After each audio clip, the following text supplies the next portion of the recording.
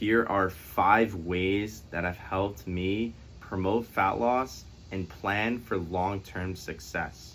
So the first one is I got into strength training. Growing up, I was a skinny kid, right? I got picked on for that, pushed around saying you're weak. I was considered the skinny fat per se, right? So the thing is with skinny fat is that it's not that you have a ton of body fat per se. It's actually that you don't have enough muscle mass, which is causing the skinny fat, especially in the stomach area. So that is where the term skinny fat comes from.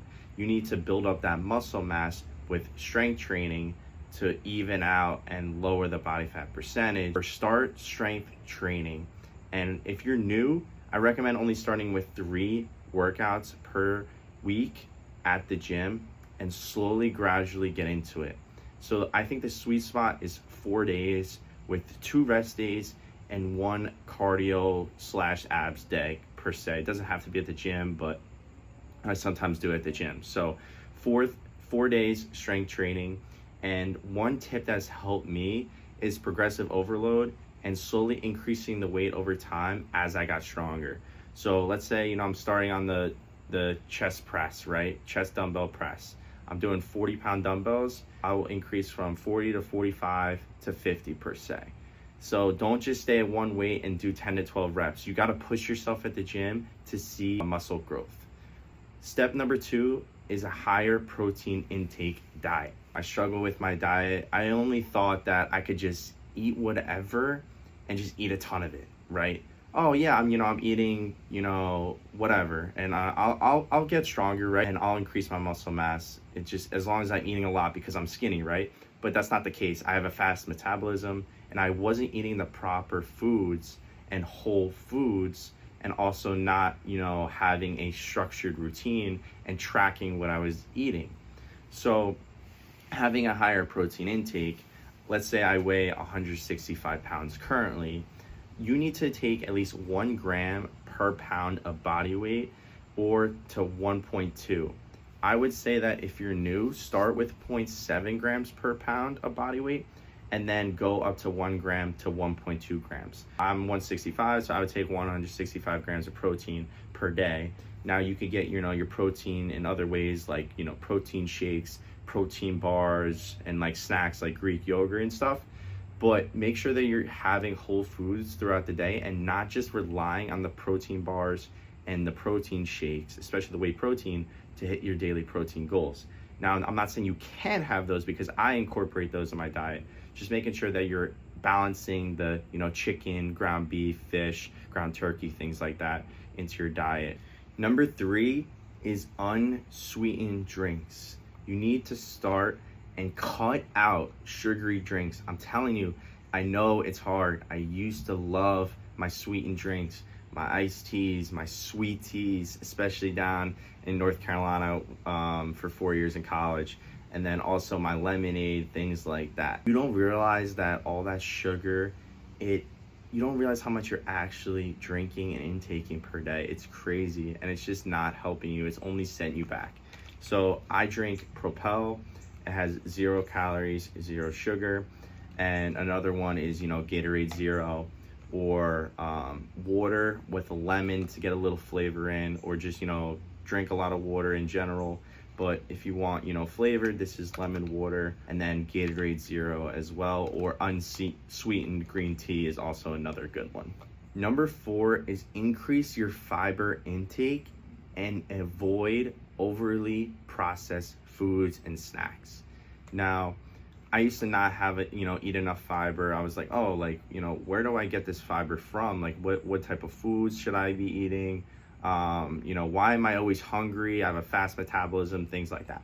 So what I realized is that I need to have enough fiber to be able to digest things like that. And what fiber does is makes you stay full longer and not have those cravings for certain foods later at night. And so some fiber foods could be like fruit, vegetables, nuts. That's definitely incorporated in my diet. I have, vegetables, fruits, almost every day. So just don't, obviously fruit has, the natural sugar in it, which is okay. Everyone freaks out about the sugar. You'll be fine as long as you're not eating a ton of it in the day. And also the overly processed snacks. I used to really struggle with late night snacking, and I'm telling you, probably all you can relate to that. Playing Xbox late, having, bag of goldfish. I had a bag of goldfish just playing Xbox. It goes like that, man. Cheez-Its, pretzels, like, you don't realize like that shit is costing you some gains and slowing down and putting more body fat percentage on. It's slowing your process from all the work you did early in the day, right? So you can't just eat that and then just go straight to bed. So the late night after the bar, Taco Bell, fast food, cut that out. I'm telling you, you will see results as soon as you stop cutting that. As soon as you stop doing that and cutting that out of your diet. Number 5 is increasing your cardio and being active while getting more steps each day. I used to hate walking. I always, I was like, I don't feel like walking. It's fucking boring. And I still don't like walking on the treadmill, right? I'll do like incline walking on the treadmill to get more steps. I'll, go walks in my neighborhood to, hit my daily steps goals. So I used to think that cardio kills gains, and that's absolutely nonsense. Cardio will not hurt or kill your gains. You will still be able to build that muscle. Now, there's always an argument of doing, cardio before or after your workouts. If you're doing it before, I would not do it for 30 minutes or an hour of intense cardio before your lifts. You're gonna have less energy and, have less muscle growth. What I would recommend is doing cardio on a separate day if you have time, or for 15 to 20 minutes after your workout, or go for a walk outside of the gym after your lift. I think that is a better way to do it. And hitting 10K or even 5-6K steps per day is a great goal to have, and you will see your body fat percentage improve, and you will feel better and have more energy, and also look leaner and fit into your clothes better. If you're struggling right now and you don't know where to start, even though with these 5 fat loss tips and you're still struggling to lose weight, lose that body fat, and you don't have the right system or plan, while also not sacrificing the foods that they might enjoy throughout their program. So if you want more information, comment fit below and we'll book a 10-minute consultation call to discuss your goals and your challenges, to see how I can help and to see if you're a good fit for the program.